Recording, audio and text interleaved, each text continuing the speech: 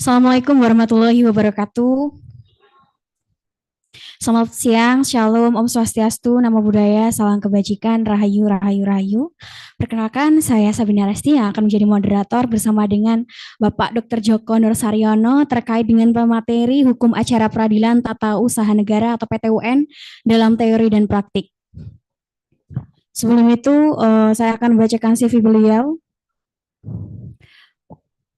Bapak Dr. Haji Joko Nur Saryono, SHMH, lahir di Malang pada 23 Maret tahun 1968. Beliau pernah menjabat sebagai Lektor Kepala 4A, sekaligus dosen dan pengacara. Menempuh pendidikan S1 di Fakultas Hukum Universitas Merdeka Malang, kemudian melanjutkan S2 di Universitas Airlangga Surabaya, kemudian S3 di Universitas 17 Agustus 1945 Surabaya atau UNTAD. Nah, untuk membahas lebih lanjut terkait hukum PTUN atau Peradilan Tata Usaha Negara, untuk lebih mendalam dan pada praktisinya, waktu dan tepat saya persilakan kepada Bapak Joko Nur Saryono.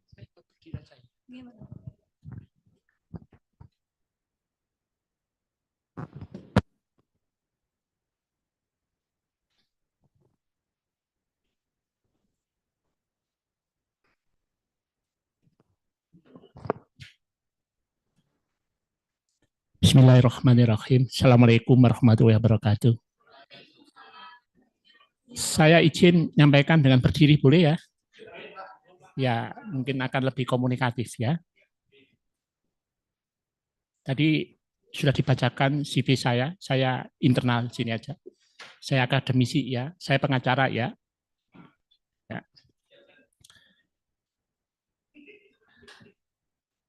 Ini peserta yang paling banyak ya, peserta yang paling banyak, dan Wijaya Kusuma memang luar biasa ya.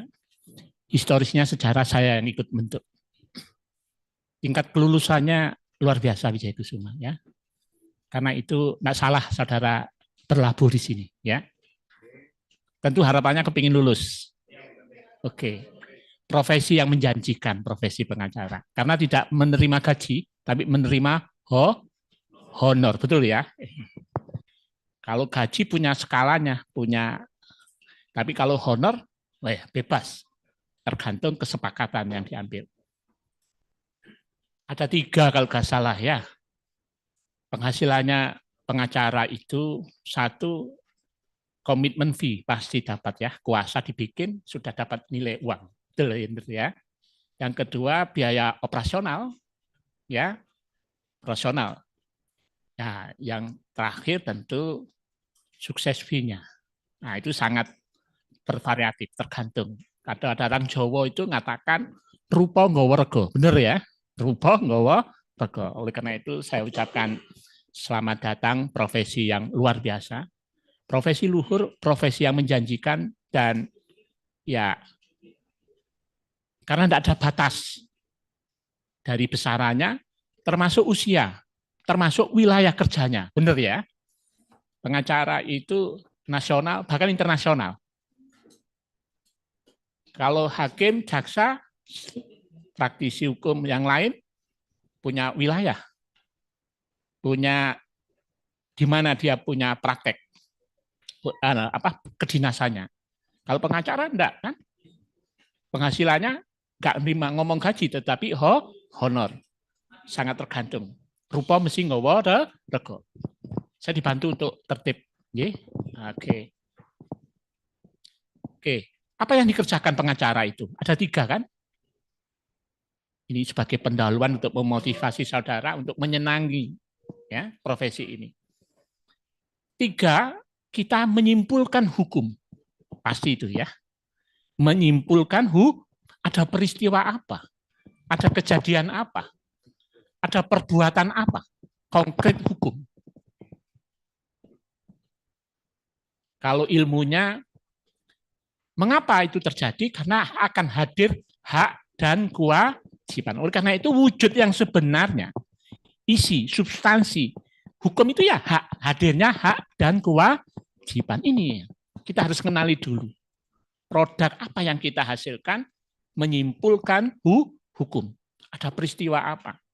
Tidak dipenuhinya prestasi sebagaimana dia diperjanjikan, ada peristiwa apa itu? Bukan prestasi. Nah, berarti kita harus bisa menyimpulkan ada peristiwa apa. Dari peristiwa, ada kejadian, ada perbuatan konkret hukum. Yang kedua, ini sepertinya sudah didahului. Sebenarnya ini materi saya. Berargumentasi hukum. Argumentasi itu ngomong, ya, menyampaikan ya pendapatnya. Tentu dengan dasar hukum. Oleh karena itu, lawyer penguasaan hukum positif mutlak. Penguasaan hukum positif. Apa penguasaan hukum positif? Hukum yang siap saji itu loh. Nah, dalam hal itu, saudara harus membekali hukum yang lama sampai yang baru. Hukum yang lama sampai yang baru. Yang rendah sampai yang tinggi. Yang rendah apa? Perda. Yang tinggi Undang-Undang Dasar 45. Gitu ya. Yang lama sampai yang baru, yang rendah sampai yang tinggi, yang umum sampai yang khusus. Bekali itu saja. Penguasaan hukum positif, mengenali hukum yang lama sampai yang baru, yang rendah sampai yang tinggi, yang umum sampai yang khusus. Bekali itu. Dalam rangka rupa nggawa rego. Ya, untuk komitmen fee, terus untuk biaya operasional, biaya beracaranya, sama sukses fee. Profesi yang menjanjikan. Tapi ingat, bahwa itu angin surga dalam reasita. Nah, bagaimana sekarang supaya tidak jadi angin surga? Nah, itu problem, itu masalah yang harus diselesaikan. Ya, saya tentu menyampaikan dengan, saya 32 tahun, tadi dari kurikulum vitae, saya Pak Joko sudah 58, 57, Pak Joko namanya Joko, tapi sudah punya cucu. Ya, Joko. Tadi barusan jadi Jaka. Apa bedanya Joko sama Jaka? Tadi saya ketemu di sana, teman. Ya, Joko sama Jaka bobot kenakalannya lebih tinggi Jaka. Nah, apalagi profesi pengacara itu nakal. Tadi mbak-mbak, ibu-ibu, nah, pengacara-pengacara laki itu cenderung untuk nakal. Karena banyak duit. Biasanya banyak duit, banyak nakal. Oke, bicara kenakalan nanti aja di belakang ya. Potensi kenakalan itu ada, kan? Pasti itu ya. Oke, yang ketiga produk yang kita hasilkan advice. Apa itu advice? Nah, nasihat. Nasihat hukum. Elsa Sharif, tahu ya Elsa Sharif ya, pengacara. Itu advice hukumnya 1 jam itu nilainya 7.500.000. Kalau hidup 1 hari, taruhlah 8 jam hidupan itu sudah kali berapa itu sekitar 60 jutaan dapat. Seorang spesialis dokter nggak dapat itu. Hanya memberikan advice. Ya, kita tentu ucapkan selamat dulu ya Menteri Hukum HAM kita ya dari Pradi ya. Wamen ya. Ya, Pak Uto yang selama ini sering kasih, tapi sekarang sudah di posisi Wamen enggak ngasih ya katanya ya, senangan segala kesibukannya. Dulu kerjasamanya dengan Wijaya Kusuma sudah lama untuk itu. Ya. Jadi kita diasuh langsung oleh Pradi Pusat ya, sama Pradi sekarang tambah Pradi Surabaya itu aman aja. Ya. Nanti pentahapan untuk pelaksanaan untuk sampai pada ujian diikuti aja ya. Itu bagian dari ikhtiar saudara. Itu janji Allah Pak ya. Barang siapa yang menemukan jalan Allah dengan sungguh-sungguh, Allah akan ngasih. Ya, sungguh-sungguhnya itulah yang tiga. Oke, 3 hal produk kita sebelum masuk pada materi ya. Kita harus mengenali apa yang kita hasilkan tadi apa?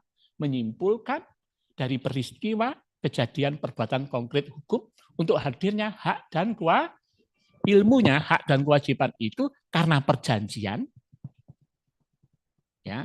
Satunya karena perundang-undangan. Apa itu hasilnya produk kita? Hak dan kewajiban. Itulah.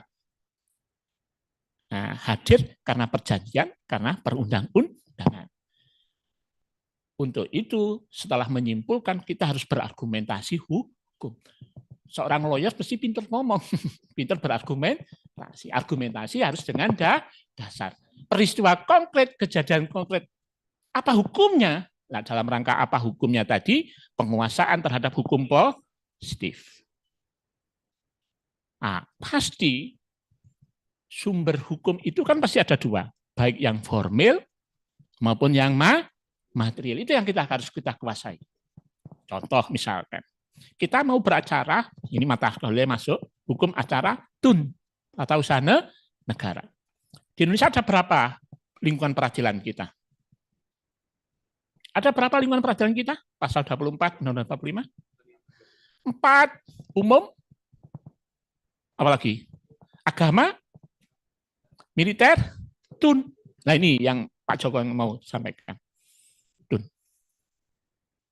Pengadilan agama, ada pengacara? TUN, ada pengacara? Nah, setiap lini lingkungan peradilan, pengacara. Benar ya? Kalau pengadilan agama, ada nggak jaksa? Nggak ada. Oleh karena itulah saya katakan, profesi pengacara menjanjikan. Tinggal saudara itu pilihan. Ya, ius junia nove, tapi nggak boleh menolak perkara dengan alasan tidak tahu. Nah, tentunya makanya masyarakat lawyer itu masyarakat kelas. Mau lihat Amerika. Amerika itu presiden 70% latar belakangnya lawyer. Ya, jadi apa yang dikerjakan lawyer tadi? Menyimpulkan, berargumentasi, kemudian memberikan nasihat, advice. Advice itu tentu pilihan-pilihan. Nah, disitulah kecerdasannya lawyer. Tidak hanya pintar, tapi cerdas. Cerdas itu adalah kata kuncinya mampu berpikir alternatif. Mampu berpikir alternatif. Nah, saudara ini nanti akan ke sana. Jadi kalau sudah menempatkan jadi lawyer, tadi kata kuncinya berani menyimpulkan, berani ngomong, berargumentasi, tapi supaya punya dasar. Dasarnya tadi hukum positif. Hukum positif tadi yang rendah sampai yang tinggi. Ngomong UMK. Ya. Upah minimum. Buruh. Dasarnya apa ya penentuan itu misalkan? Ya, di dunia ketenaga kerjaan. Ya. Nah, itu juga harus pakai apa instrumen pertanyaan yang mendasar. Hukum apa yang mengatur? Oh, perda. Siapa yang punya kewenangan perda itu? Oh, pemerintah kota, pemerintah daerah, beserta DPR. Nah, sekarang tanya aja Kak, bagaimana perda yang mengatur? Kenapa kok sampai perda setiap daerah akan berbeda? Bagaimana sekarang menghadapi suatu perusahaan yang menghaji, yang memberikan honor pada pekerjanya di bawah UMK? Apa itu pelanggaran? Nah, lalu kalau itu pelanggaran, apa yang bisa dilakukan? Anda tinggal pemihakannya. Biasanya kalau pengacara itu siapa sih bayar, ya dibela gitu ya. Siapa yang bayar, dibela. Kepentingan pengusaha atau kepentingan buruh? Tergantung siapa yang pakai kita. Nah, berarti di situ harus bisa membaca. Ya, Iqra, membaca. Firman Allah yang pertama itu Iqra, membaca. Ya, jargonnya rupa, nggawa, rega. Orang Jawa semua banyak ya orang Jawa ya, ngerti.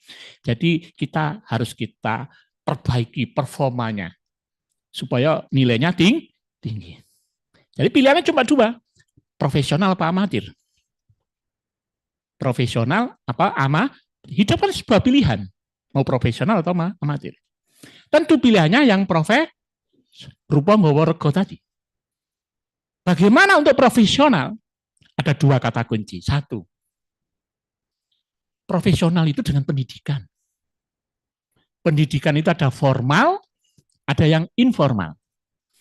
Kalau pengacara, S1 tok cukup, benar ya. Karena undang-undang kepengacaraan cukup S1 hukum, harus linier. Supaya profesional, tingkatkan dong pendidikannya, nggak cukup S1, cukup S2, S3. Apalagi semakin negara itu semakin maju, semakin milenial gitu ya tuntutannya. Kita memang harus dua kata kunci, beradaptasi untuk menyesuaikan, kemudian kreatif inovasi. Itu tuntutannya. Oleh karena itu kita perlu beradaptasi dan kreatif dan inovasi. Pendidikan formal, tingkatkan pendidikan, nggak cukup S1, S2, S3. Ya, kalau boleh promosi, Pak Joko Direktur Pasar Sarjana Wijaya Kusuma untuk S2. Kalau mau gabung dengan S2, hubungi dengan Pak Joko. Ya. Pendidikan formal, jenjang pendidikan, sama pendidikan informalnya. Ya harus diupdate toh ilmunya melalui seminar, simposium, diklat, apa saja informal. Supaya update perkembangan ilmunya. Seperti mata uang, tuntutannya profesional, tuntutannya kedua adalah integritas. Ini yang nggak mudah. Integritas itu faktor di dalamnya itu. Ya, integritasnya kayak apa? Berarti di situ ada semangat yang tinggi. Pengacara kok loyo, ya enggak gitu ya. Harus punya semangat, punya disiplin, ya, punya kejujuran. Nah ini, yang berat itu kejujuran. Ya, nggak hanya dihisepi tok duitnya, nggak hanya ditinggalkan kliennya. Nanti itu akan membawa promosi sendiri, nggak usah pakai itu, nggak usah pakai itu, nggak usah pakai itu. Kalau itu saudara lakukan dengan profesional, dengan integritas, orang akan menyampaikan. Karena semuanya dengan proses, nggak bisa bim salah bim. Saudara nggak bisa mandiri langsung, pasti bersama-sama. Maka dibikin partner gitu. Saya pastikan sendiri sulit, ya.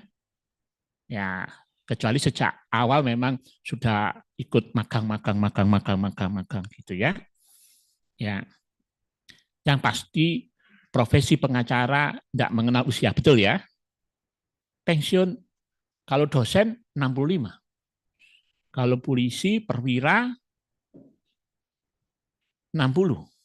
Jaksa, hakim, makanya banyak pengacara yang datang dari polisi, banyak dari hakim, banyak dari jaksa. Setelah dia pensiun masih profesi pengacara, yang penting kuat, ya, nggak ada batas waktu. Karena itulah pilihan pengacara itu pilihan yang menjanjikan, ya. Duit nggak mengenal batas, usianya juga nggak mengenal batas, sampai hayat meninggal, luasan wilayah juga demikian, sampai internasional. Itulah yang profesi yang menjanjikan. Tuntutannya tadi apa? Profesional dan integritas. Ini pengantar untuk masuk pada materi Pak Joko ya. Kira-kira dengan pengantar ini kira-kira supaya timbul apa ya, happy aja timbul. Jangan jadi beban pendidikan itu, jangan jadi beban ya, happy aja. Ya, happy aja. Saya pastikan Wijaya Kusuma bisa mendampingi saudara untuk sampai sana. Mesti targetnya target lulus ujiannya gitu aja. Oke, sementara itu. Ada yang dikomentari? Silakan. Spidolnya ada Mbak? Saya dibantu ini sama pakai sini aja ya untuk menjelaskannya. Ada yang dikomentari dari pendahuluan ini? Yang dari alumni angkat tangan, alumni. Yang alumni. Wah, alhamdulillah banyak yang dari luar juga ya. Oke. Nah, oke. Tuntutannya kan cuma sarjana hukum gitu ya. Nah, tadi supaya profesional ditingkatkan ya pendidikannya ya. S2, S3 ya. Harus adaptasi, kemudian kreatif inovasi, dan profesi pengacara memang menjanjikan ya, menjanjikan. Karena ada 3 hal tadi, komitmen fee, biaya operasional, sukses fee. Tapi itu angin surga. Ya, bagaimana menjadikan surga? Nah, itu tidak mudah. Ya, tentu kita ingin rupa nggawa rega tadi. Nah, kata kuncinya mampu mengambil peristiwa apa, kejadian apa, perbuatan apa konkret hukum. Hukum itu hadirnya hak dan kewajiban. Hak kewajiban itu bisa karena perjanjian, bisa karena perundang-undangan. Karena itulah tuntutan yang keduanya adalah penguasaan hukum positif. Nah, penguasaan hukum positif itu harus tahu yang umum sampai yang khusus, yang rendah sampai yang tinggi. Jangan sampai Anda melakukan pembelaan, ketentuan ini sudah digantikan, ketentuan yang lama digantikan yang baru. Nah, ini yang terpenting. Jadi ini sifatnya pengantar. Sudah terima toh materi ini? Oke, tinggal menjelaskan di papan, nanti dibantu Mbaknya ya. Kita mulai dari pengertian dulu, Mbak.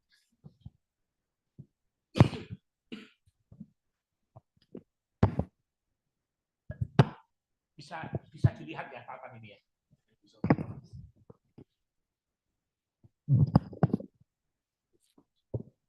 Dikenali dulu, saya combine dengan catatan-catatan supaya bisa dimengerti.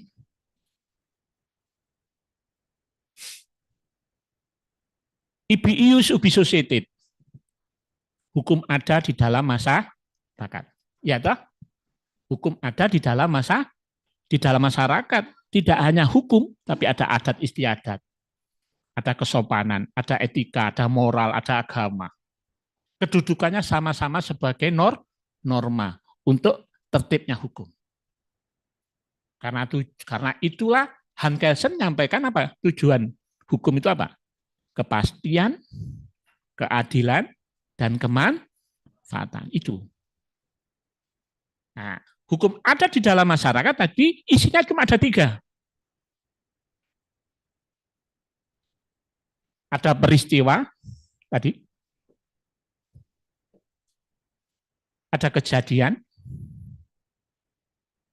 ada perbuatan.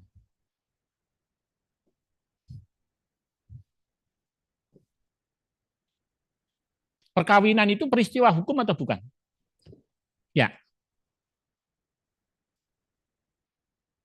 Karena hadirnya hak dan kewajiban.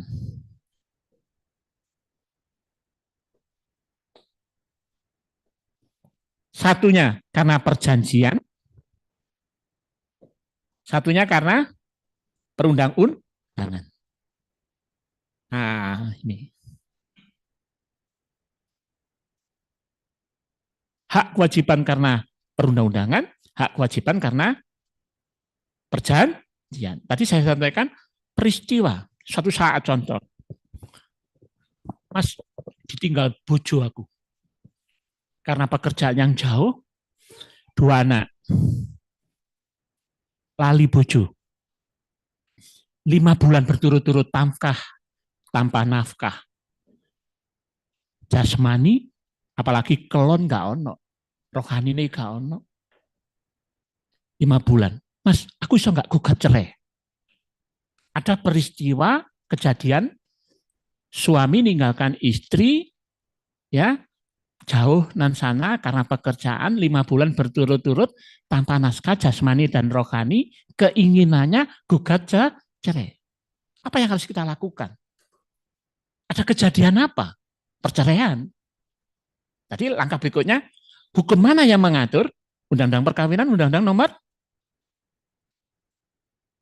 Nah, di sini saudara harus dituntut kejar itu ya, penguasaan hukum positif. Yang lama, biasanya undang-undang nomor 1 tahun 74. Itu yang lama, yang baru perkawinannya coba dipanggil undang-undang perkawinan yang baru. Pakai di situ. Tadi saya katakan tadi ilmunya pendahuluan tadi ketentuan yang lama sampai yang baru. Yang lama digantikan yang baru. Duwe bojo anyar sama bojo lama, yang lama ditinggalkan kan? Lah dipakai semua itu nyonyo katanya ya. Nah. Oh, norma yang mengatur pasal 10 ketemu hukum positifnya misalkan. Ya, untuk yang meninggalkan para pihak 3 bulan berturut-turut. Kejadiannya berapa bulan? Berarti boleh nggak cerai? Nah, menyimpulkan hukum ibu berhak untuk melakukan gugat cerai. Soal didelok nanti calon jandanya itu lek ketok bening, pokok iso ngono tok ya kacau nanti. Harus punya integritas. Gurung-gurung pengacara anyar delok calon janda itu wah kacau nanti. Ya. Masuk ya. Saya kasih tahu profesi pengacara itu tadi itu dekat dengan kenakalan gitu ya. Dekat dengan kenakalan, tapi di sana di Pak Joko enggak ada. Tapi aku gak ada duit, Mas. Tapi duit awak tok, wah kacau maneh malahnya. duit gak di duit awak, wah itu sing kacau maneh iku wis. Ilmune ilang kabeh wis pokok iso ngono tok ae ya. Nah, nah, itu hal yang kecil ya. Ada peristiwa perceraian. Tapi tuntutan tadi profesional harus integritas. Profesional aja didelok dulu calon jandai, bening apa enggak. Nenek-nenek, jangan-jangan nenek-nenek ya wis enggak usah. Gitu ya, jangan ada seperti itu, harus punya integritas, punya moral, punya etik gitu loh ya. Nah, itu akan langgeng, itu akan awet, akan laku gitu ya. Gitu ya. Nah, suatu sederhana saja Pak Joko menyontohkan. Nah, disitulah hukum itu hak, hadirnya hak dan kewajiban. Ada berapa tadi peradilannya? 4. Ketika perceraian, apa yang mau dilihat dulu lagi? Perceraian. Masuk pengadilan mana? Gitu aja. Setelah kita menyimpulkan gugatan, tadi kan langsung kita beracara peradilan agama. Kalau mereka yang nggak muslim.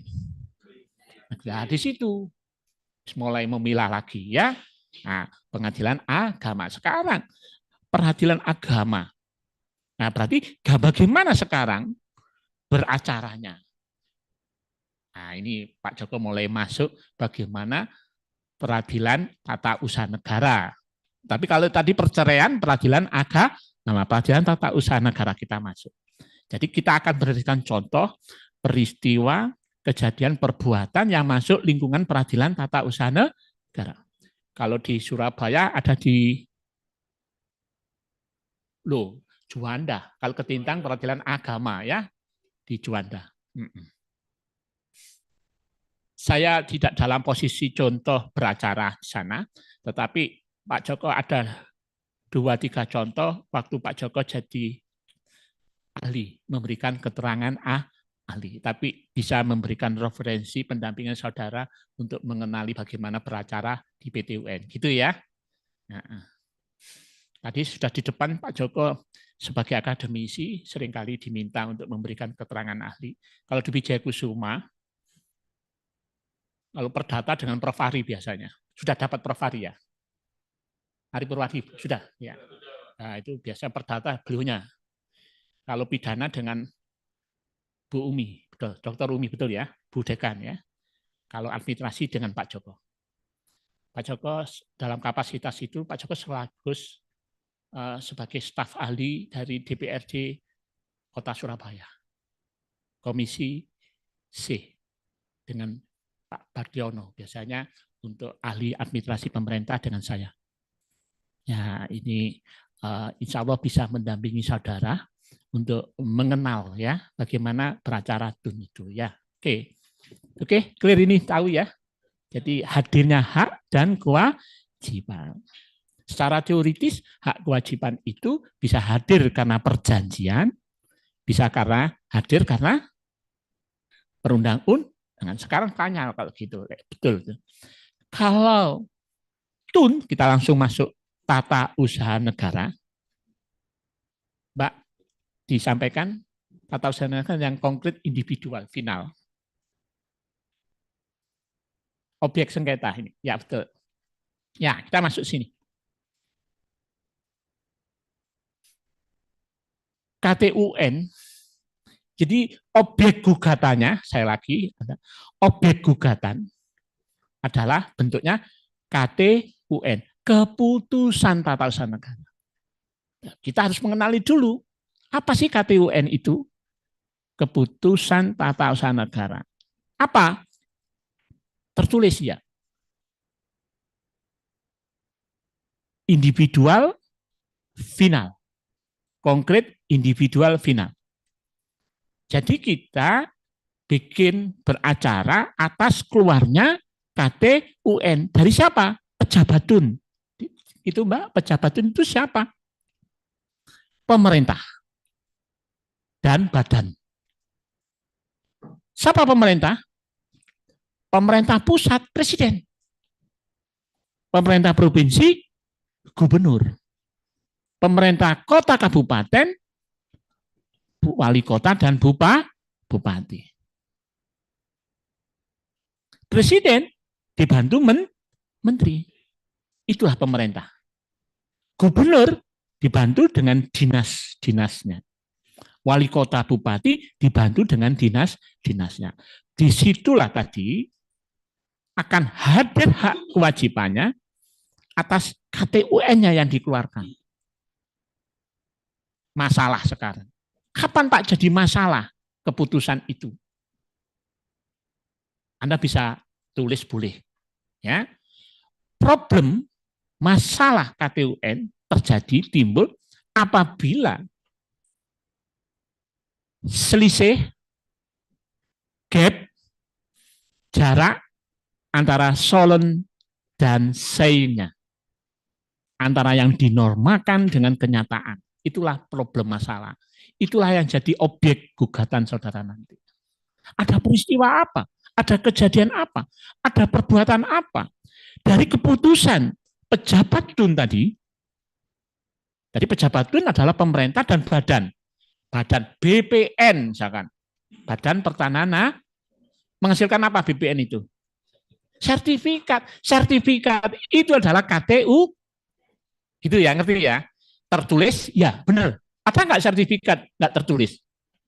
Konkret. Luasan tanahnya. Individual. Kena sopo iki.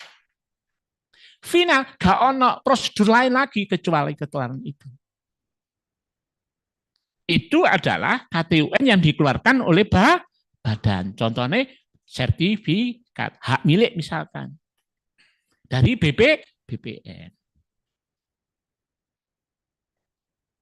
Pemerintah Pak, banyak keluarnya izin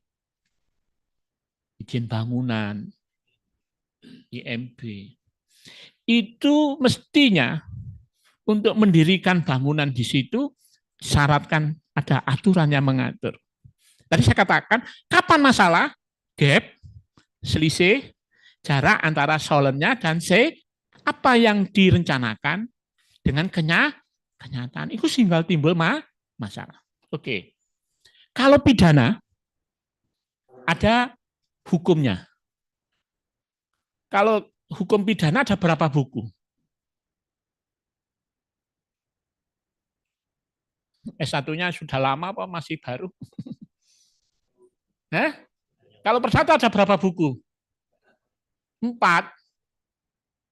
Buku orang, benda, perikatan, kadaluarsa. Pengacara harus menguasai itu, ya. Bekal itu pengetahuan. Kalau pidana ada berapa? Tadi Pak Joko, peristiwa, kejadian, perbuatan. Apa hukumnya? Nah sekarang berkaitan dengan DUN. KTUN-nya pemerintah, KTUN-nya badan. Ciri-cirinya sudah kenali. Ono enggak hukum yang mengatur KTUN? Kalau pidana tadi ada 3. Ketentuan umum, pelanggaran, satunya bisa enggak pidanakan pelanggaran sama kejahatan? Begitu juga untuk keluarnya KTUN, ada enggak hukum yang mengatur?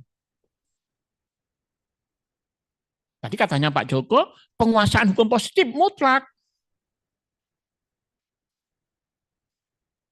Yang rendah sampai yang tinggi, yang umum sampai yang khusus, ya, yang lama sampai yang baru. Coba sekarang dipanggil Undang-Undang Nomor 30 Tahun 2014. Ayo, Google-nya. Administrasi pemerintahan itu hukum yang mengatur. Hai pemerintah, Hai badan, Anda menjalankan hukum publik saudara. Tapi sebelum itu, saudara harus bisa mengenali apa sih yang dilakukan oleh pemerintah. Pemerintah itu berbuat apa dalam hukum publiknya? Siapa yang tahu? S1 loh ini. Administrasinya kan sudah lulus toh.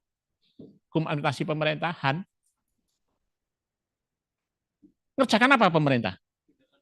Tindakan pemerintah. Apa saja? Nggak apa-apa. Tadi katanya orang hukum berani berargumenta. Nggak usah takut salah. Oke, itu pinter ngomong. Mbak, apa yang dilakukan oleh pemerintah dalam menjalankan tindakan pemerintah? Bapak? Hebat, membuat peraturan.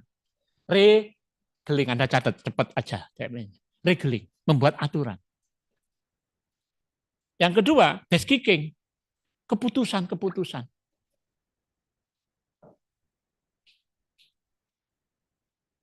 Yang ketiga, fatalit bestur, tindakan nyata pemerintah.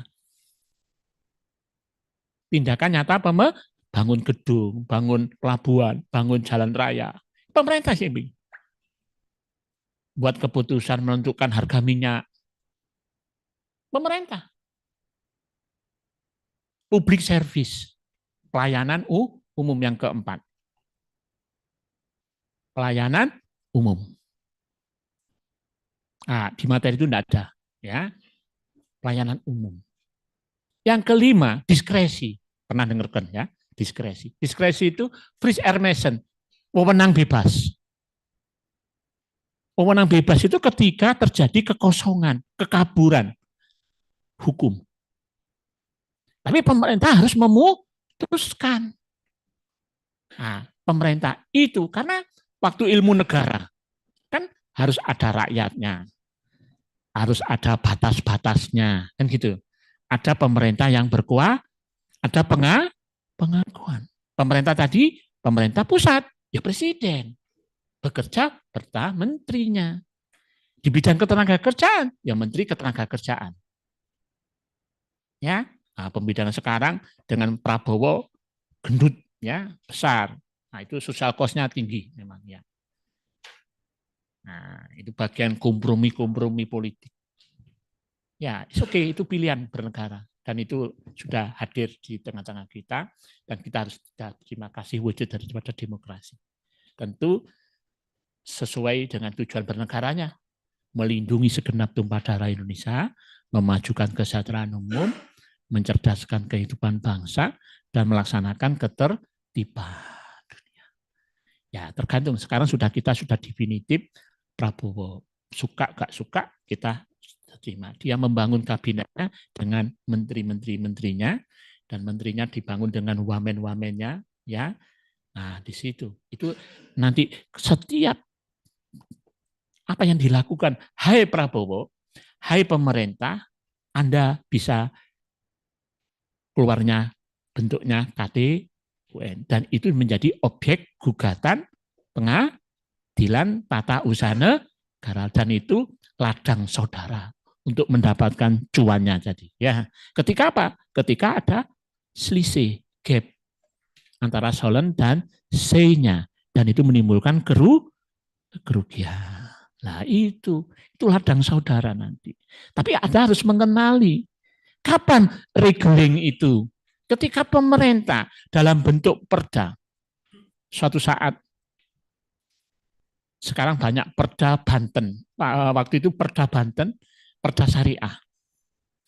Perda syariah itu melarang perempuan keluar di malam hari, jam 10.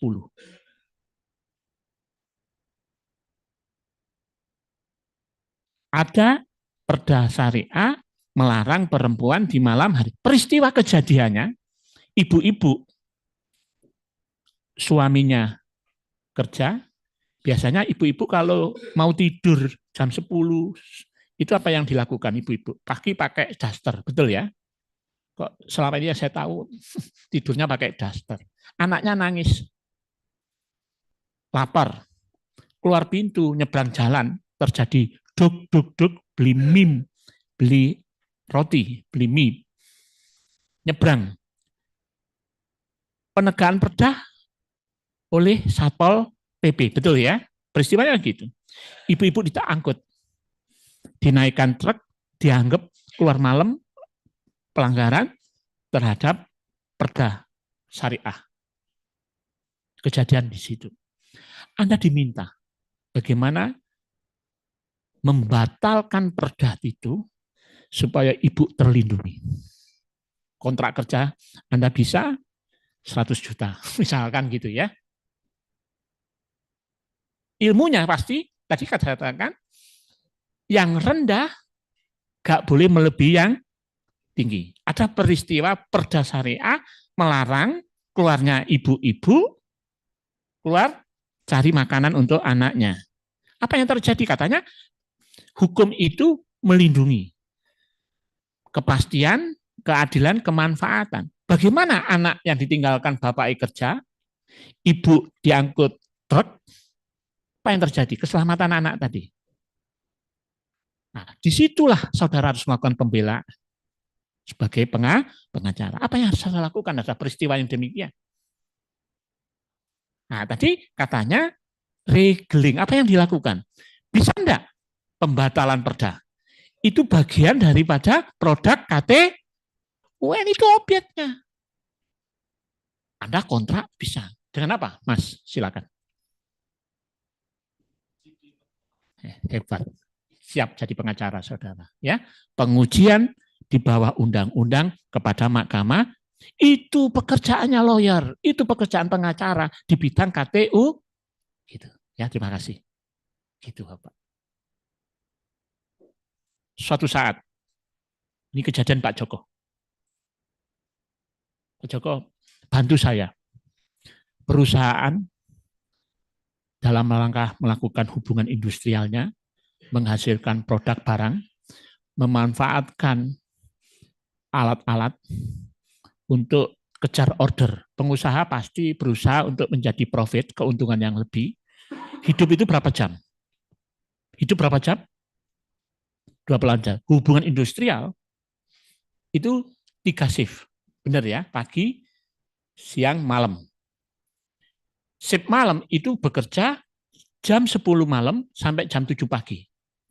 Ingin memanfaatkan mesin-mesin untuk mengerjakan perempuan. Pertanyaannya, ada enggak hukum yang melindungi perempuan di malam hari bekerja? Tadi saya katakan, penguasaan hukum positif. Ada peristiwa mempekerjakan perempuan di malam hari untuk suatu pesanan pengusaha. Tadi langkahnya penguasaan hukum positif. Ketenagakerjaan undang-undang nomor berapa? 13/2003. Nah, itu proses ya Bapak ya. Harus penguasaan hukum positifnya. 13/2003. Undang-undang ketenagakerjaan. Dicari, gak ditemukan. Mempekerjakan malam shift malam itu. Padahal pengusaha pasti cari untung yang besar. Sekarang, sumber hukum konvensi itu sumber hukum atau bukan? International Labour Organization, ILO. Itu kan konvensi, ya, traktat. Dan Indonesia menjadi bagian dari ILO, melindungi. Ketemukan di sana ketentuan, ternyata dibolehkan mempekerjakan perempuan di malam hari dengan syarat-syarat ketentuan yang diperbolehkan. 1, diantar jemput. Disediakan transportasi antar jemput. Oke. 2. Nah, Pak Joko sudah terima kontrak dari situ. Bikinkan tadi katanya hadirnya hak dan kewajiban bisa dihadirkan karena bikin kontrak perjanjian sama pengusaha. Pak Joko disuruh mencarikan dasar landasan untuk mempekerjakan perempuan di malam. Sukses fee diterima, proses peracaraannya diterima. Nah, bayaran Pak Joko. Tak golek dasar hukum konvensi. Benar ya? Nah, itu kan sumber hukum juga. Disiapkan antar jemput. Oke. Yang kedua, gak boleh remang-remang penerangannya. Kalau remang-remang jadi, maaf, PSK. Katanya hiburan malam katanya. Oke, aman. Keamanan. Wah, tak siap no sapam katanya. Siap no keamanan security. antar jemput. Terus disiapkan gizi, karena kodrat perempuan yang melahirkan. Ya, dengan kodrat perempuannya harus dengan gizi. Disiapkan catering dan semuanya, disiapkan semua. Yang penting kejar order, mempekerjakan perempuan untuk memaksimalkan mesin 24 jam, sehingga dapat keuntungan yang bersih pengusaha. Dihitung-hitung pengeluarannya untuk itu ketemu sudah. Saya cari karena perjanjian itu hadir karena disepakati. Apa kesepakatan? Perjanjian. Kita langsung ngomong. Perjanjian berarti buku keberapa itu? Buku ketiga. Bagaimana syarat sahnya satu perjanjian? Cepat. 13, 20, apa saja? Cakap. Buruh pekerjanya mesti cakap. Kapan kedewasaan buruh itu? 13/2003 ketika mereka sudah umur 18 tahun. Terus, apalagi kesepakatan. Cakap kedewasaan, sepakat. Terus apa? Hal tertentu, pekerjaan sudah jelas. Sebab yang diperbuh, ketika dipenuhinya perjanjian itu mengikat menurut hukum. Benar ya? Pasal?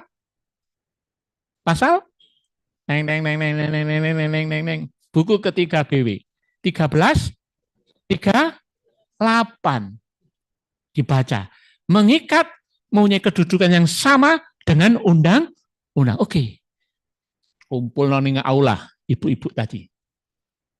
Setuju. Ibu-ibu senang tambahan pekerjaan? Wah, remen Bapak, senang, bangga. Pasti dapat penghasilan yang lebih. Saya tahu disyaratkan apa oleh undang-undang tadi. Oleh konvensi. Ketemu di situ. Ya, habis ini tadi. Gizi, pengantaran, keamanan, penerangan. Ada satu lagi masih ada.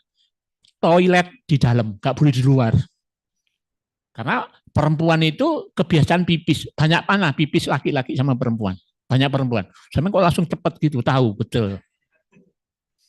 Ya, supaya dalam rangka keamanan. Toilet banyak di dalam. Aman. Pengusaha cepat, yang penting untung, oke. Disepakati. Sepakat mereka.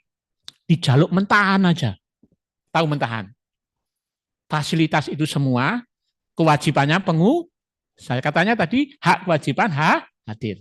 Dia punya hak untuk mendapatkan kewajibannya dipenuhi oleh disepakati tadi, mentah. Berapa mentahannya? 100.000 nilainya. Yang diminta oleh buruh. Ya kan? Pengusaha berani lampah 80. Nawar dia. Jadi hukum ketika ada buruh setuju 80.000. Sepakat. Jadi hukum. Hadirnya hak dan kewajiban karena perjanjian itu yang saya sampaikan. Nggak ada pelanggaran. Karena konvensi ILO memberikan pengaturan meskipun tidak diatur dalam 13/2003. Clear? Ya. Pak Joko dapat bayaran, ya. Karena jasa tadi. Menyimpulkan, berargumentasi, memberikan advice, itu aja. Oke, clear? Sekarang tadi sudah ketemu. Kita sudah mengenali objek gugatan PT UN. Ya, karena keputusan tata usaha negara. Putusan tata usaha negara itu berarti oleh pejabat tun. Pejabat tunnya tadi pemerintah dan badan. Bagaimana cirinya? Tertulis, konkret, individual, final. Atas keluarnya itu didasarkan hukum apa? Tadi sudah ketemu? 13 Undang-Undang nomor berapa tadi? 30 tahun 2014. Itu Anda harus punya. Kalau pidana KUHP-nya. Kalau perdata, BW sama HIR-nya. Kalau administrasi, Undang-Undang 30 tahun 2014. Ya, lah undang-undang ini berlaku disandingkan, dijejerkan. ya, diketemukan dengan AUB-nya. Apa AUB itu? Asas-asas umum pemerintahan yang baik. Anda nggak boleh beracara aku khusus di pengadilan umum tok. Padahal pengadilan tata usaha negara itu potensi duit banyak itu. Soal persoalan-persoalan KTUN banyak.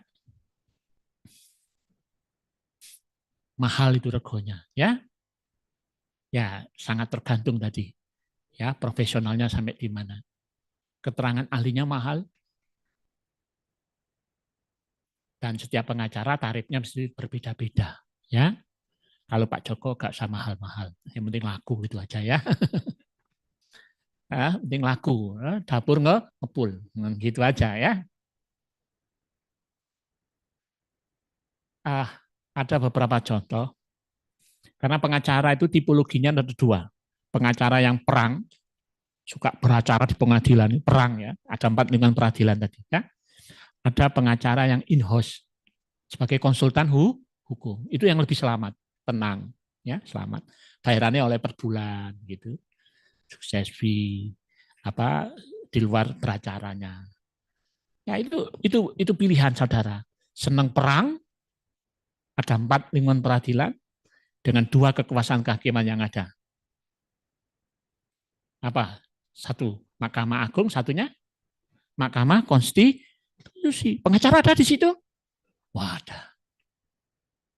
Wah, itu mahal lagi, sengketa-sengketa pilkada sebentar lagi, itu potensi sengketa pemilu luar biasa. Dan itu lahan. Dan itu harus kita persiapkan, sengketa tata usaha negara. Wah, itu pekerjaan kita. Dan kita harus mengerti. Enggak kita bisa khusus perceraian. Memang ada kasus perceraian. Murah kasus perceraiannya ya. Nah, tapi karena ada embel-embelnya tadi golek sing bening-bening Pak Joko ya sembuh maneh lek gitu. Golek sing ganti duit tapi duit awak tok. Lah iku sembuh maneh iku pilihan juga masalah ya. Pilihan juga. Ya. Siap tok aja ya. Nah, jadi setelah kita mengenali objek gugatannya, ya, objek sengketanya. Tadi sengketanya ketika ada gap selisih antara solen dan C-nya. Nah, bagaimana undang-undangnya? Sudah ketemu tadi undang-undangnya. Saya tolong tampilkan Mbak sumber hukum. Mbak Cantik, gak boleh ngamun. Ayo, semangat. Ayo, tampilkan sumber hukumnya. Nah, ini yang kita kenali. Masuk pada sumber hukum kita. Sumber hukum KTUN. Ya, ya sengaja Pak Joko melengkapi ini nanti dengan tulisan-tulisan aja. Ya, waktu yang cukup singkat 2 jam. Pak Joko dibatasi sampai jam berapa? 12.30. Kurang nggak boleh, lebih boleh. 12.30 ya. Teman-teman ada interupsi, tanya langsung aja, spontan aja ya, supaya sampai kita. Jangan jadikan beban, happy aja ya. Nah, oke. Ini sumber hukum kita. Ini yang harus kita kenali, harus kuasai. Undang-Undang nomor 586. Itu formil. Formil itu bentuk. Material itu isi. Nah, itu. Ya, Undang-Undang 5109, Undang-Undang 30 tahun 2012 itu yang saya sampaikan tadi. Pokok kita mengenali ketentuan yang lama sampai yang baru. Yang rendah sampai yang tinggi. Ya, yang umum sampai yang khusus. Nah, objeknya tentang ini, material kita. Sumber hukum materialnya adalah semua hukum positif yang memberikan kewenangan kepada pejabat tun memberi keputusan. Kewenangan itu adalah kebolehan atas hak. Sekarang saya tanya, sumber kewenangan waktu ilmu administrasi ada berapa? 3, Mas. Pinter, Mas. Siapa namanya, Mas? Bayu. 1? Ya, bersumber pada undang-undang. Iya. Itu namanya kontribusi. Sumber yang langsung bersumber perintah. Bisinya perintah, wewenang itu bisinya perintah. Diperintahkan siapa? Hai pejabat tun, Anda mengeluarkan wewenang itu. Ya, bersumber langsung pada perundang-undangan. Yang kedua, delegasi. Yang ketiga, mandat. Apa bedanya delegasi dan mandat? Ayo dijangkepi pisan. Kalau delegasi itu letak pertanggungjawabannya berada pada yang memberikan. Oke. Kalau mandat letak pertanggungjawaban kepada yang diberikan mandatnya. Enggak terbalik. Enggak ya, benar ya. Oke, terima kasih. Betul ya. Nah itu. Mas Bayu. Maaf, S1-nya dari mana? Trunajaya, Madura. Orang Madura. Oh iya, Sudian. Siap ya. Jadi semuanya siap ya. Ini memang harus pintar ya. Pintar, cerdas. Cerdasnya itu beralternatif gitu ya. Nah, undang-undang ini seperti tadi pidana, kalau pidana, perdata. Nah, untuk undang-undang ini itu harus tapi ada AUB, asas-asas umum pemerintahan yang baik. Ada 13 asas, di dalam undang-undang itu ada 18 asas. Hai pemerintah, di dalam menjalankan fungsi hukum publiknya, ada 5, regeling, deskiking, fatelit bestur, tindakan nyata, public service, dan diskresi, wewenang bebas. Nah, ini seringkali diskresi ini yang seringkali muncul sebagai problem yang luar biasa tadi.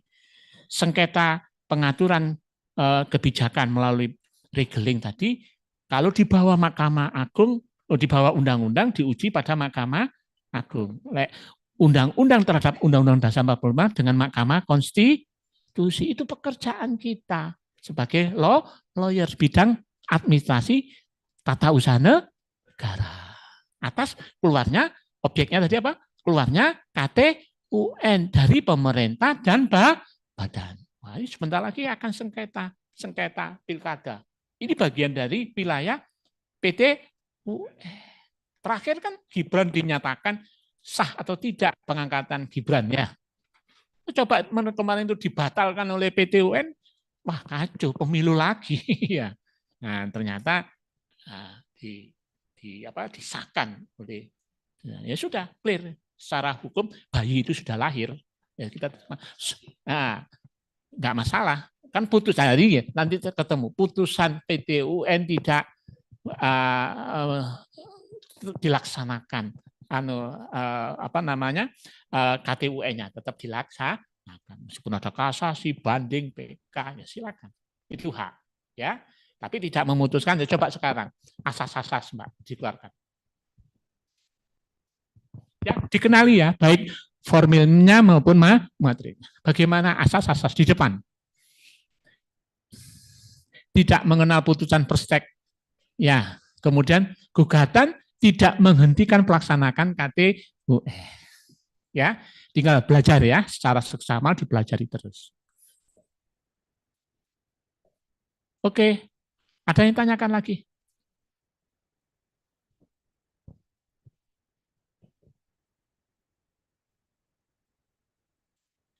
ada 3 kalau perdata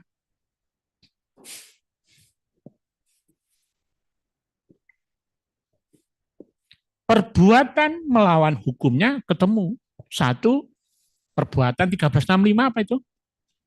Perdata?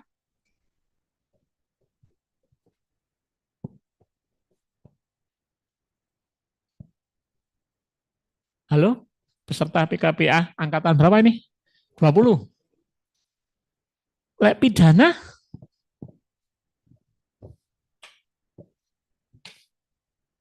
(1365) apa itu? Perbuatan PMH ya 1365. Terus satunya one plus konsep perbuatan melanggar hukum sama konsep one plus itu ketika itu perdata. Kalau pidana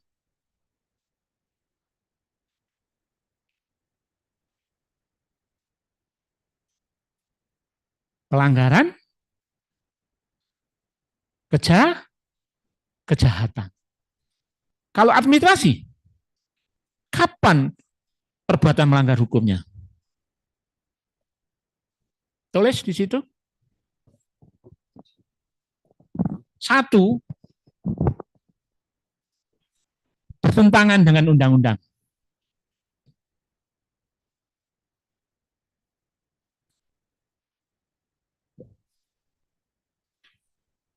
2, penyalahgunaan wewenang.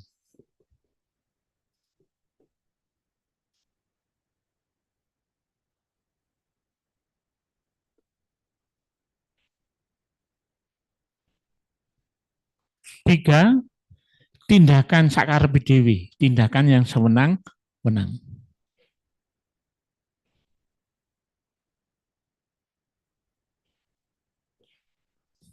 Ingat tadi, batu ujinya Undang-Undang Nomor 30 tahun 2014. Ya, kita bagaimana tindakan pemerintah, regelingnya pemerintah, best kickingnya pemerintah. Ada suatu saat ada Perda Sidoarjo, ada yang Sidoarjo, bagi membuang sampah sembarangan dikenakan hukuman 6 bulan. Maksudnya betul, jerah. Ya, padahal undang-undang yang lebih tinggi, undang-undang lingkungan, hanya disanksi 3 bulan. Yang rendah nggak boleh melebihi yang tinggi. Perda tadi dibatalkan melalui Mahkamah Agung. Pekerjaannya pengacara. Kapan dalam tindakan administrasi pemerintahan atas keluarnya KDUN menjadi objek gugatannya ketika melawan, bertentangan dengan undang-undang. Nah, undang-undang tadi diterapkan dengan apa tadi? AUB, asas-asas umum pemerintahan yang baik. Siapa yang tinggal di Tuban? Ada bangunan ini yang seringkali terjadi penyalahgunaan wewenang. Pak Joko aktif jam 5, tapi mungkin mahasiswa, teman-teman jarang sudah melihat TVRI ya. Jam 5 sore sebelum maghrib, ketika tema hukum untuk hukum diantaranya Pak Joko, ya sering memberikan pencerahan di situ biasanya berkaitan dengan korupsi kepala daerah. Ya, Jawa Timur, kepala daerah. Jawa Timur ada berapa kota, kabupaten? 38. Di antaranya Bojonegoro. Tuban. Ketika ada bangunan terminal, itu fatally bestur tindakan nyata pemerintah yang membangun. Tetapi hadirnya itu tentu dengan APBD. Anggaran pendapatan belanja berarti harus dapat persetujuan DPRD. DPRD kong kali kong dengan pemerintah. Itu yang terjadi. Jawa Timur itu Pak Joko berani karena Pak Joko situ bagian dari memotret bagaimana kong kali kong pemerintah daerah. Malang Raya, ya, antara Rendra Krishna pada waktu itu, ya, Edi Rumpoko pada waktu itu, Anton pada waktu itu, OTT semua, ya, karena diketahui kong kali kong dengan DPRD atas penggunaan APBD. Ya, nah, di situ ketika fatally besturnya tindakan nyatanya tadi melawan, bertentangan dengan undang-undang menjadi objek KTUN-nya. Atau tadi apa? Penyalahgunaan wewenangnya tadi ada 3. Itu orang enggak yang memerintahkan ketentuannya. Kewenangannya itu bersumber dari mana? Ono teorinya. Apalagi yang ketiga, tindakan yang sewenang-wenang sakarepe dhewe. Biasanya, seringkali mesin politik partai itu digunakan untuk ATM-nya, ya, gitu ya, untuk kekuasaan ini yang sering itu ya. Jadi ada lapangan objek gugatan di PT UN itu yang luar biasa, yang saudara-saudara persiapkan, ya, dan itu menjanjikan finansial, ya. Nah, jadi administrasi KTUN, kapan saya bisa masuk pengadilan? Ketika pejabat TUN yang mengeluarkan atas KTUN-nya bertentangan dengan undang-undang. Undangnya, formil, dan materialnya tadi. Kemudian terjadi penyalahgunaan wewenang-wewenangnya tadi ada 3 sumber. Tindakan yang sakarepe dewi, tindakan wewenang-wewenang. Suatu saat, tidak dalam rangka promosi ini, maaf ya, Bu Risma waktu wali kota, apa yang dilakukan oleh Bu Risma? Bu Risma berani mensomasi, bahkan menuntut ganti rugi atas Walls, apa itu, untuk es krim, ya, karena ngobrak-ngabrik dengan promosinya Taman Bungkul, ya, itu Bu Risma sudah mengeluarkan best kickingnya, keputusan wali kota Surabaya untuk menjaga kelestarian alamnya, hijaunya Taman Bungkul, ya. Tapi begitu ada kegiatan event, dapatkan izin, kemudian disalahgunakan, ya, maka Bu Risma bisa menuntut ganti rugi kepada, akhirnya terbukti bisa dituntut ganti rugi. Ya, perlindungan hukum itu bisa kepada rakyatnya, bisa juga pada pemerintahnya dalam menjalankan keputusannya. Akhirnya Bu Risma mendapatkan apresiasi, ya betul ya. Ya, soal sekarang mau jadi gubernur, barangkali itu yang tepat kali ya. Monggo aja, ya, berani. Jadi wali kota itu harus memang pemerintah dalam keputusan tata usaha negaranya. Bagaimana menutup doli, itu dalam bentuk apa? Penutupan keputusan, best kickingnya. Nah, bisa nggak diujikan? Bisa. Toh akhirnya Bu Risma juga akhirnya terpilih sebagai wali kota terbaik Asia Tenggara, betul ya? Nah, itu karena keberanian, karena best kickingnya, karena valid gesturnya, karena pengaturan kebijakannya, karena diskresinya. Wewenang bebasnya itu kata kunci itu keberanian. Oke, bisa dipahami? Masih ada waktu? Ada yang mau didiskusikan? Kurang setengah jam, betul ya, Mbak? Kalau enggak saya lanjutkan. Ada yang diskusikan? Ya, silakan, enggak apa-apa. Kan kudu ngomong tadi ya, cara lewat argumentasi. Tapi apa yang sudah saya berikan bisa ditangkap ya, bisa diterima. Oke. Untuk diskresi itu bentuk konkretnya berupa KTUN juga ya. Peraturan kebijakan ya, instrumen hukumnya apa Pak gitu ya, diskresinya tadi. Kalau regeling perda, kalau itu pemerintah ada. Kalau best kicking ya surat keputusan. Suatu saat gubernur mengeluarkan SK-nya, ini ada sengketa, menarik Pak Joko pada waktu itu, siapa yang tinggal di Gunung Kelut? Gunung Kelut itu mana? Kediri. Padahal wilayahnya itu Blitar. Itu sengketa antara pemerintah Blitar sama pemerintah Kediri. Wilayahnya milik Blitar, tetapi view sudut pandang nilai pariwisatanya ada di kira-kira yang menikmatanya pariwisatanya siapa? Kediri kan? Berarti uang beredar dari pariwisata namanya apa itu? Apa? Yes, pokok ada apa Mbak, Mas? Ya, APBD kalau di daerah, ya. Dari apa itu? Dari objek wisata itu uang beredar namanya restribusi, ya, banyak dinikmati oleh Kediri. Tentu pemerintah Blitar keberatan. Padahal wilayahnya Blitar. Nah, di situ siapa yang harus terjadi? Sengketa antara pemerintah kota Blitar sama pemerintah kota Kediri. Di situ siapa kira-kira harus menyelesaikan? Gubernur, pemerintah provinsi. Nah, di situ waktu itu Pak Joko sempat dimintai pendapatnya bersengketa horizontal antara Blitar dan Kediri. Disitulah diperlukan hadirnya pemerintah gubernur. Ya, provinsi. Tanpa terkecuali ketika Syiah berkembang di Madura. Siapa yang Madura? Sehingga dialihkanlah masyarakat Syiah di Sidoarjo. Ya, Sampang, betul ya, Sampang ya. Itu karena SBSKK-nya gubernur hadir di situ.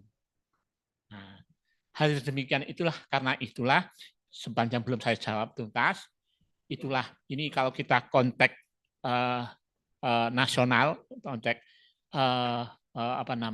ketatanegaraan nasional kita, ketatanegaraan NKRI kita, amanat dari reformasi itu diantaranya kan merubah sentralistik menjadi desentralistik. Bagaimana wujud desentralistik adalah hadirnya otonomi daerah. Di sana memang ada 5 tuntutan. SDM. SDM-nya kita itu kayak konstitusi cuma 9 tahun. Artinya pendidikan dasar aja. Nah, suruh menjawab HAM, suruh menjawab demokrasi. Masyarakat Indonesia justru mestinya jangan ribut dengan kekuasaan terus, tetapi amanat konstitusinya itu loh diperbaiki. Karena itulah Bu Risma memperbaiki, hei Jawa Timur, hei Surabaya, rakyatku, SMK kamu lulus, jangan SD, jangan SMP. Nah, itu hebat. Ini promosi lagi ya, ada keberanian ya Bu Risma. Ya, di situ aja milihnya. Ya, sumber daya alamnya, sarana prasarananya. Nah, ini yang tuntutan yang berikutnya adalah perangkat peraturan perundang-undangannya.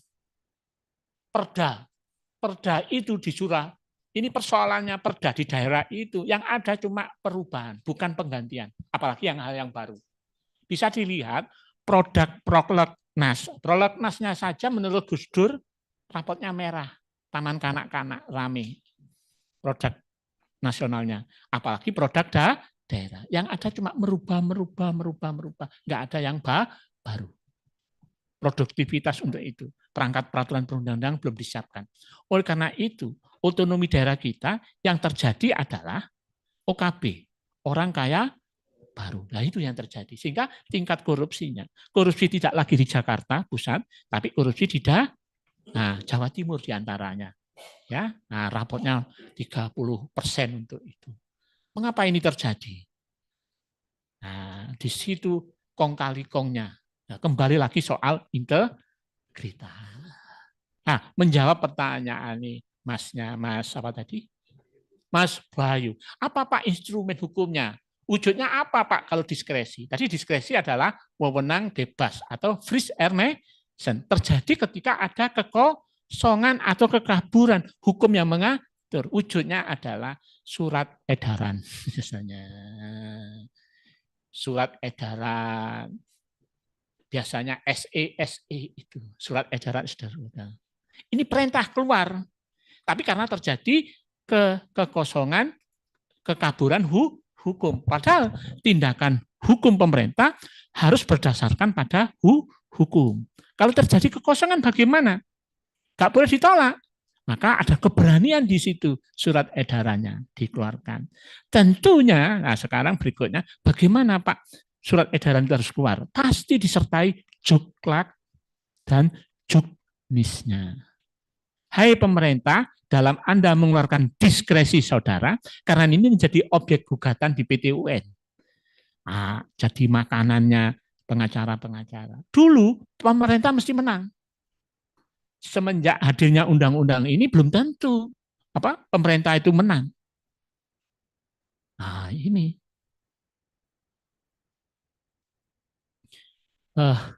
Ketika ini tidak apa-apa dibocorkan. Pak Joko tadi di depan seringkali diminta setelah ada keberatan rakyat berkaitan dengan ada rencana besar reklamasi di Pantai Kenjeran, betul ya? Sama perluasan mangrove di tanah-tanah Medokan Ayu. Sekarang Pak Joko dalam kuasa, mau ikut Pak Joko dalam kuasa PK, tanah PK di Medokan Ayu.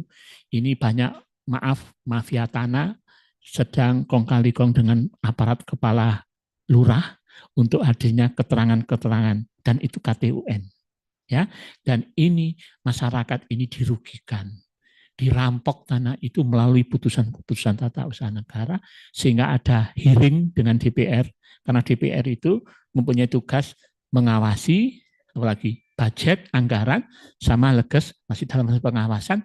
Ketika berkaitan dengan administrasi pemerintahan, Pak Joko yang ikut dalam rangka memberikan pencerahan.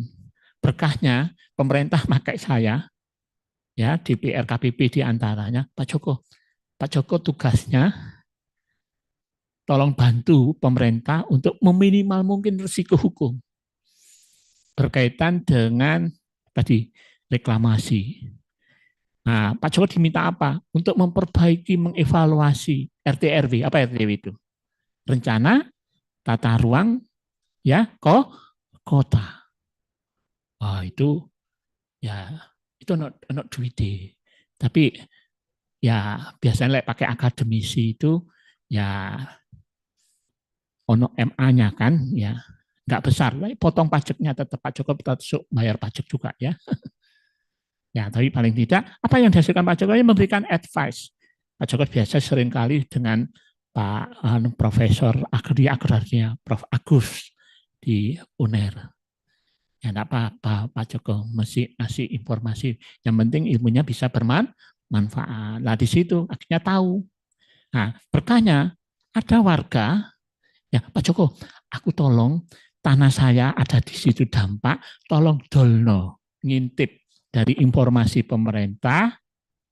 Nah, biasanya pemerintah kong kali kong sama pengusaha. Apa di situ kong kali kongnya?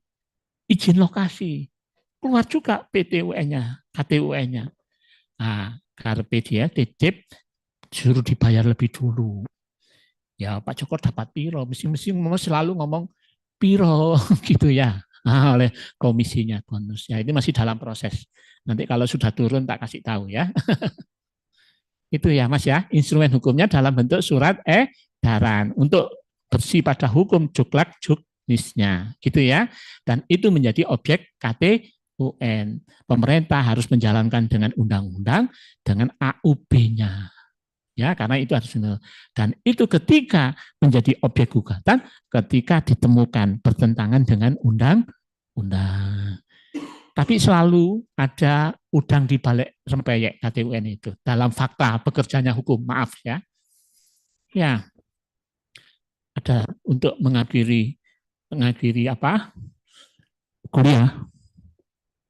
Insya Allah sampai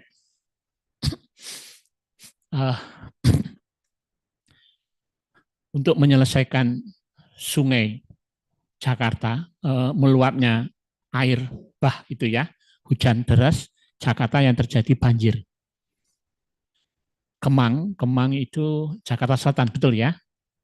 Di sana ada bantalan Ali Pesanggerahan, dekatnya Rumah Sakit Fam Awati. Itu ada ahli waris sedang menguasakan. Pada waktu itu saya diminta dengan pengacara lokal di situ, kebetulan alumni Wijaya Kusuma, tahu saya diajak berkolaborasi untuk penanganan menjual, tepatnya melakukan advokasi baik litigasinya maupun litigasinya untuk mendapatkan sejumlah uang. Saya katakan di sini, seringkali kita ditanyakan, mana Pak hukum sama politik itu dulu mana? Itu sama halnya pertanyaan telur sama ayam katanya. Tapi sekarang saya bisa jawab dulu politik. Kebijakan Ahok yang saya tahu pada waktu itu untuk menyelesaikan luapnya air itu dengan kali normalisasi, judulnya normalisasi kali. Satu diantaranya kali Pesanggerahan, dinormalkan. Berarti dinormalkan dikeduk. Nah, di situ ada tanah hak masyarakat yang harus diganti rugi oleh pemerintah. Ketemulah Pak Joko dapat 40.000 1 meter dihargai NJP 4 juta, sekitar 16 miliar. Nah, ongko yang diberikan Pak Joko tadi ada kuasa tadi, ada beracara, kemudian ada sukses fee. Waktu itu cuma 15%. Tak tampani supaya dapur ngepul. Tapi 16 miliar, 15% berapa itu? Sekitar 3-4 miliar gitulah gitu ya. Tapi ikut tuh angin surga. Bagaimana menjadikan kenyataan? Kebijakan berubah dari normalisasi, dinormalkan menjadi asimilasi oleh Anies. Nah, dialihkan. Nah, nggak lagi ono pembebasan tanah dari akibat normalisasi, tapi dialihkan asimilasi. Ya, Pak Jokowi ngaplo 2 tahun oleh duit biaya kuasa sama biaya operasional.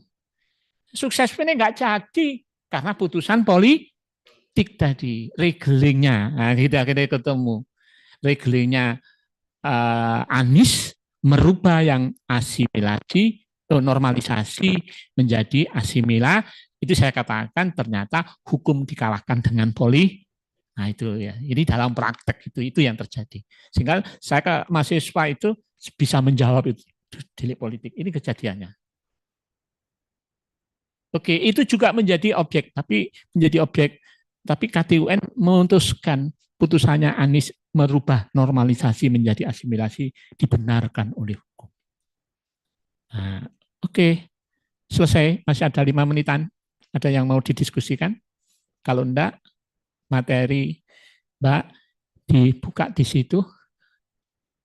Habis ya? Masih 15 menit. Oh, masih 15 menit. Kalau gitu materi terakhir, langsung proses beracaranya. Ada 3 pilihan.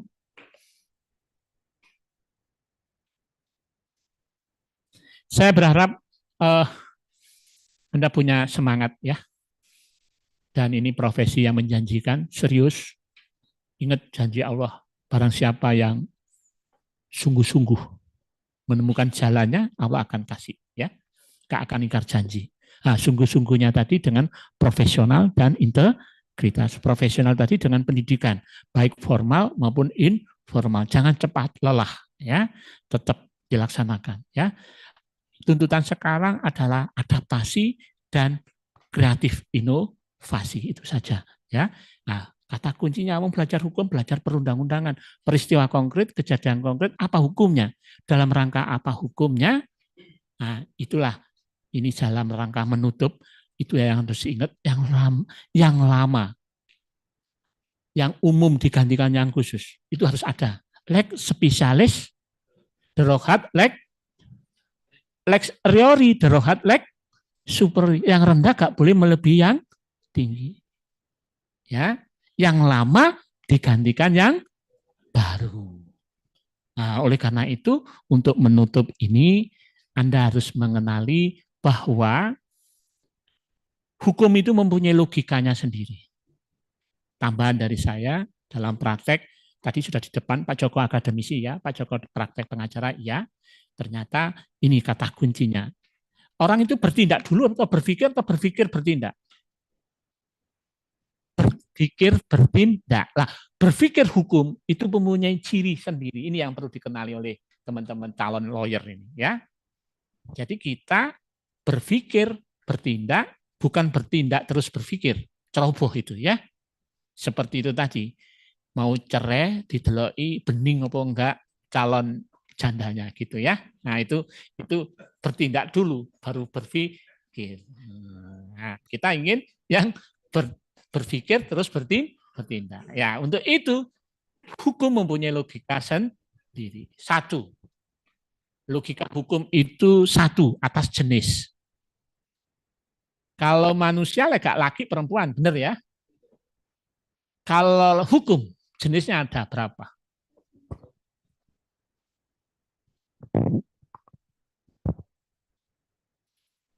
Kalau hukum jenisnya apa? Mbak, ikut dibuka hukum acara ya.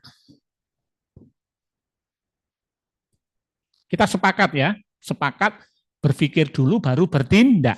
Oke. Dalam rangka berpikir dulu baru bertindak. Nah, kita tentu menyiapkan sebagai praktisi hukum. Nah, lebih khusus lagi untuk beracara di pengadilan tata usaha negara ya spesiesnya. Oke. Berpikir. Nah, berpikir hukum mempunyai ilmu berpikir disebut logika, benar ya? Logika hukum mempunyai ciri. Cirinya satu, jenis. Ketika kita beracara tun, itu masuk jenis yang mana? Hukum itu jenisnya kan cuma ada dua, lega publik, privat itu hubungan orang dengan orang dengan badan hukum dengan badan hukum, itu privat. Benar ya? Kalau publik, orang dan atau badan hukum dengan negara, dengan pemerintah, dengan kepentingan umum.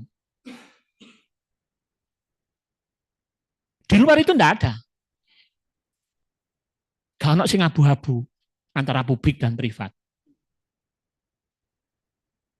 Dua, stratifikasi tingkatan. Jadi berpikirnya itu harus, kalau gitu KTUN itu masuk publik atau privat? Publik. Clear ya? Oke, hukum publik. Yang kedua, stratifikasi. Stratifikasi itu tingkatan. Tingkatannya tadi, saya tulis di sini. Jenis. Jenisnya tadi lega publik, privat. Jadi ketemu. Beracara di TUN tadi masuk publik. Publik orang dan atau badan hukum dengan negara, dengan pemerintah, dengan kepentingan umum. Oke. Yang kedua, berkaitan dengan stratifikasi. Apa tadi stratifikasi? Tingkatan. Tingkatan di dalam ilmu perundang-undangan disebut sini. Yang berdiri ini vertikal atau horizontal? Hah? Ini apa? Vertikal. Ini horizontal.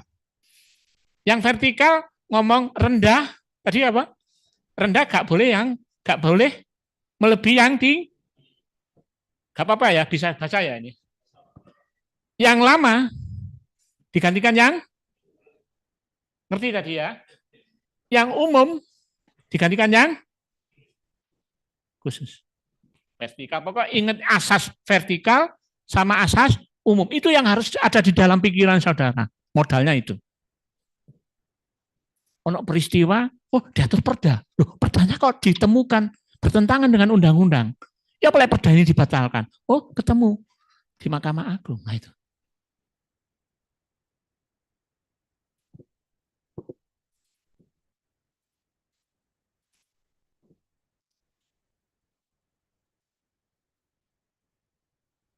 Ini ya, betul ya. Yang laki, yang ini, yang perempuan ini ya. Benar. Gen laki, yang itu tegas ya. Lek bencong itu yang mana yang kira? Hukum yang gitu. Jelas, tegas. Tapi jangan tanya, kenapa Pak lek laki kok gambare ngadeg ngono? Kenapa kalau cewek gambare min gitu? Ya, Mas, dibantu. Lek ono pertanyaan itu dibantu aja ya. Lek isu kan sering ngadeg gitu lek laki-laki ya, benar ya? Ya apa nih itu ya? Yang ketiga, ini 2, ini 3. Sumber. Sumber. Sumber air menghasilkan apa? Sumber hukum menghasilkan? Nah, ada berapa? 5. Mas, sebutkan langsung. Ya. Enggak apa-apa, wis. Enggak akan dimarahi juga. Yuris? Terus?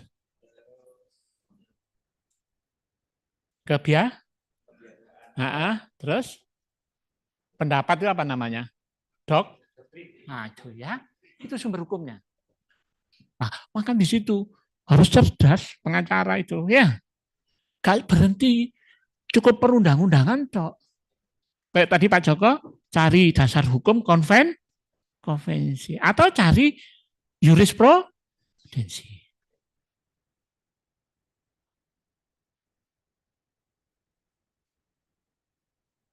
Gak ketemu, pakai doktrin pendapat.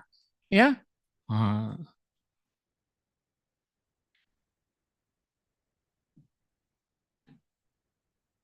sekarang masuk dalam ketika beracara P2N, Pak. Tadi ada acara biasa, tolong dikenali bagaimana acara biasa. Berikutnya acara.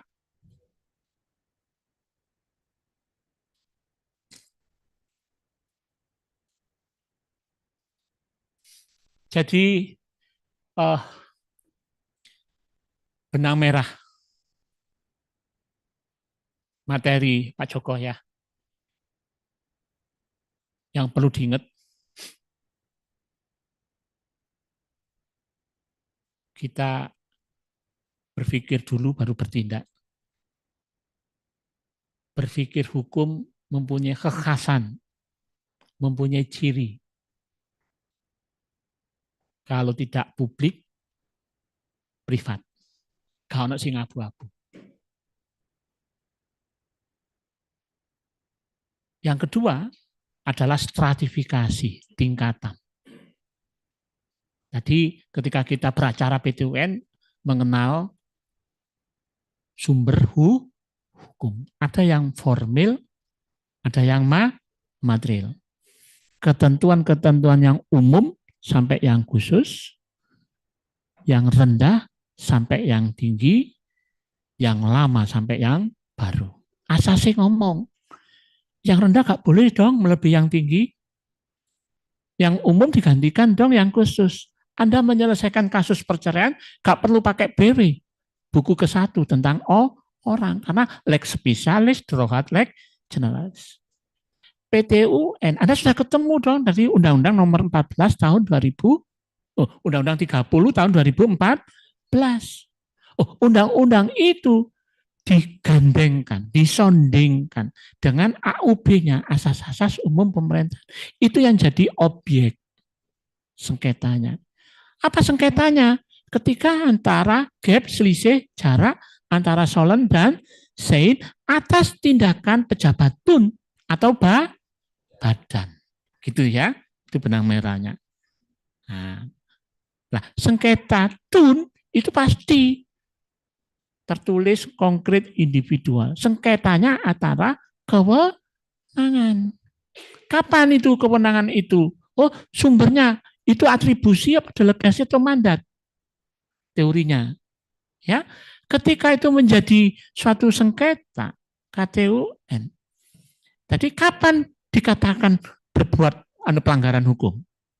Ketika tadi bertentangan dengan undang-undang, penyalahgunaan wewenang, dan tindakan yang sewenang-wenangan. Nah, terus kita pakai dasar hukum apa?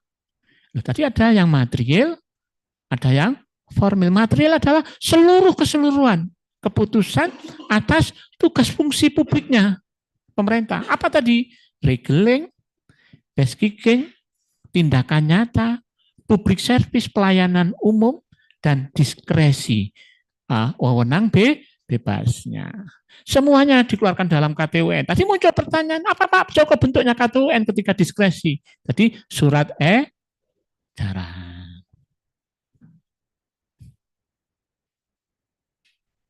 Oke, terakhir saya ucapkan selamat saudara memasuki wilayah advokat. Ya, profesi itu menjanjikan. Ya, profesi terhormat. Ya, tapi harus profesional dan integritas. Ojo seperti tadi, mau nyerek no ditelok bening apa enggak, calon jandanya itu jauh dari integritas. Oke, selesai. Kita foto bersama, benar ya?